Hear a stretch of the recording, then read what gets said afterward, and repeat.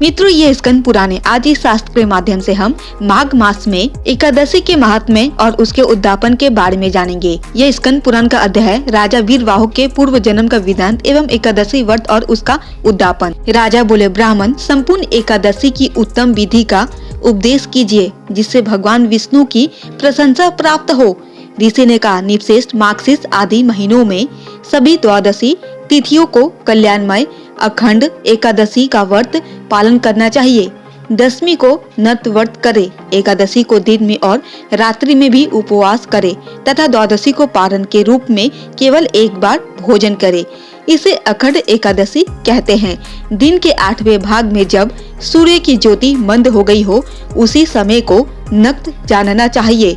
उसी में किए हुए भोजन को नत व्रत कहते हैं। रात्रि में भोजन करने का नाम नत व्रत नहीं है। कांसे के बर्तन में भोजन उड़द, मसूर, चना, कोदो, साग, शहद, दूसरे का अन्न, दोबारा भोजन और मैथुन, इन 10 वस्तुओं को विष्णु भक्त मनुष्य दशमी को त्याग दे। बार बार जलपान, हिंसा, अपवित्रता, असत्य भाषण, पान चबाना, दातन करना, दिन में सोना, मैथुन सेवन, जुआ खेलना, रात में सोना और पतित मनुष्य से वार्तालाप करना, विष्णु भक्त पुरुष इन 11 बातों को एकादशी के दिन त्याग दे। एकादशी को भगवान से प्रार्थना करे कि हे केशव, आज आपकी प्रशंसा के लिए मेरे द्वारा दिन और रात में संयम नियम का पालन हो। मेरी सोई हुई इंद्रियों के द्वारा यदि स्वप्न में कोई विकलता, भोजन या मैथुन की क्रिया हो जाए अथवा मेरे दांतों के अंदर यदि पहले से अन्न सटा हुआ हो तो हे पुरुषोत्तम, इन सब बातों को क्षमा कीजिएगा।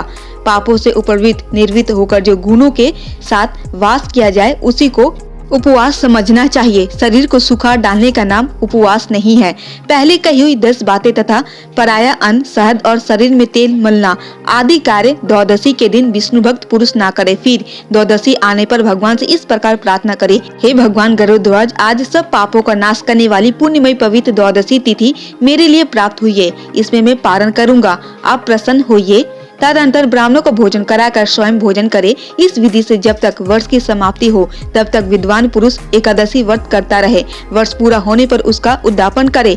माघशीष मास के शुभ शुक्ल पक्ष में एकादशी का उद्यापन किया जाता है। उसमें विधि के जानने वाले 12 ब्राह्मणों को आमंत्रित करके 13वें विधिज्ञ आचार्य को पत्नी सहित आमंत्रित करे। यजमान स्नान कर पवित्र और श्रद्धा एवं इंद्रिय संयम पूर्वक पाद, आराध्य और वस्त्र आदि सामग्रियों से आचार्य आदि का पूजन करे। तत्पश्चात आचार्य उत्तम रंगों से चक्र कमल संयुक्त सर्वभद्र मंडल बनावे। उस मंडल को श्वेत वस्त्र से आविष्टित करे। फिर पंच पल्लव तथा पंच रत्न से युक्त कपूर और अगरू के सुगंध से वासित जलपूर्ण कलश को लाल कपड़े से वेष्टित करके उसके ऊपर तांबे का पुण्य पात्र रखे। साथ ही उस कलश को फूलों की मालाओं से भी आविष्टित करे और उसे सर्वोत्त मंडल के ऊपर स्थापित कर दे। कलश के ऊपर भगवान श्री लक्ष्मी नारायण की स्थापना करे। तदनंतर सर्वोत्त मंडल में 12 मासों के अधिपतियों की स्थापना करके अखंड व्रत की पूर्ति के लिए उनका पूजन करना चाहिए।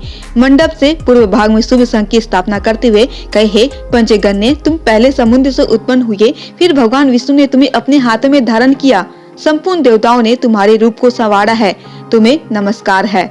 सर्वोत्त मंडल से उत्तर दिशा में हवन के लिए वेदी बनावे और संकल्प पूर्वक वेदों विष्णु संबंधित मंत्रों से हवन करे। फिर भगवान विष्णु की प्रतिमा का स्थापन और पुरुषोक्त एवं पौराणिक शुभ मंत्रों से उनका पूजन करे। नैवेद्य चढ़ावे, धूप दीप आदि उपहार भेंट करे, आरती उतारे। फिर यक्ष कर्दम, कपूर, अगरू, कस्तूरी और कंकोल से बनाए हुए अंग लेपन से पूजा करके परिक्रमा करे। ब्राह्मणों से स्वास्थ्य वाचन कराकर नमस्कार करे। उसके बाद ब्राह्मणों को आचार्य आदि क्रम से वैदिक मंत्रों का जप करना चाहिए।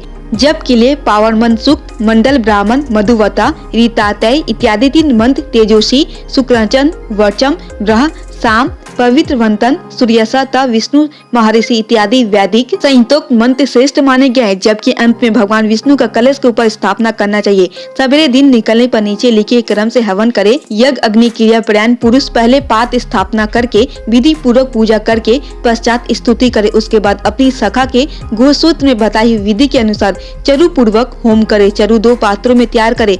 पुरुष सूक्त के मंत्र से चरु की 16 आहुतियां दे तथा घृत युक्त पायस द्वारा 4 बार श्रेष्ठ आहुति प्रदान करे।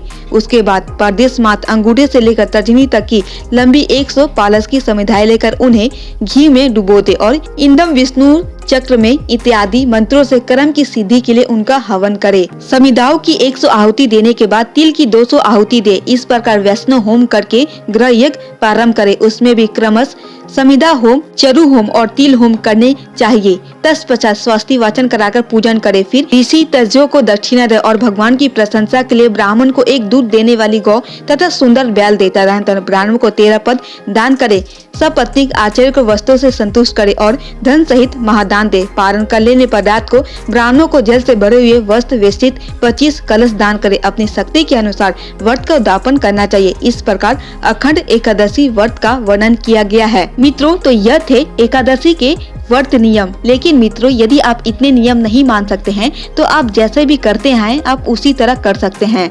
मित्रों, ये छोटी सी ज्ञानवर्धक वीडियो अगर आपको थोड़ी भी पसंद आई होगी तो प्लीज आप हमारे चैनल को सब्सक्राइब कर दें और वीडियो को एक लाइक भी कर दें। इसी तरह आप हमसे जुड़े रहें।